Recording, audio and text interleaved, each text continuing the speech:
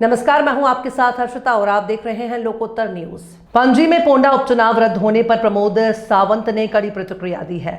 उन्होंने कहा कि चुनाव प्रक्रिया पूरी होने के बाद ये फैसला चौंकाने वाला है, सरकार के लिए एक बड़ा झटका साबित हुआ है। मुख्यमंत्री ने चुनाव आयोग के निर्णय के समय पर भी सवाल उठाए हैं। उनका कहना है कि अगर पहले फैसला लिया जाता तो स्थिति अलग हो सकती थी।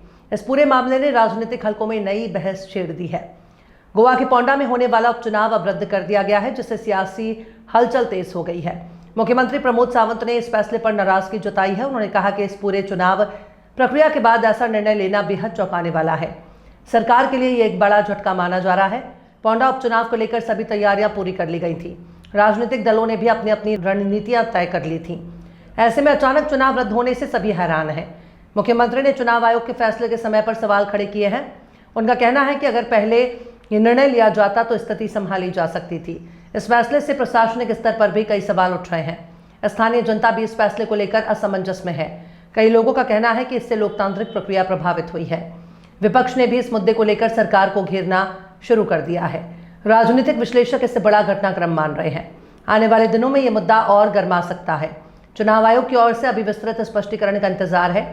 इस फैसले का असर राज्य की राजनीति पर साफ दिखाई दे सकता है। पोंडा क्षेत्र में अब आगे की रणनीति को लेकर चर्चाएं तेज हैं। सरकार और चुनाव आयोग के बीच इस मुद्दे पर तनातनी बढ़ सकती है। अब सभी की नजर इस बात पर है कि आगे क्या फैसला लिया जाता है। कैंसिल किया है तो उसमें क्या कहेंगे? बस मैं यही कहूंगा क्योंकि एक्चुअली इलेक्शंस कमीशन ने सोच समझ के इलेक्शन पहले तो लगाना चाहिए था, क्योंकि विच इज एक्चुअली इस तरह से यानी अगले दिन इलेक्शन कैंसिल करना ये उचित नहीं है, which is setback shocking news for we also after completing of the whole process. इस तरह से शॉकिंग होना, इसलिए मुझे लगता है कि इलेक्शंस कमीशन ने इस तरह से बहुत पहले लिया होता तो अच्छा होता। Thank you.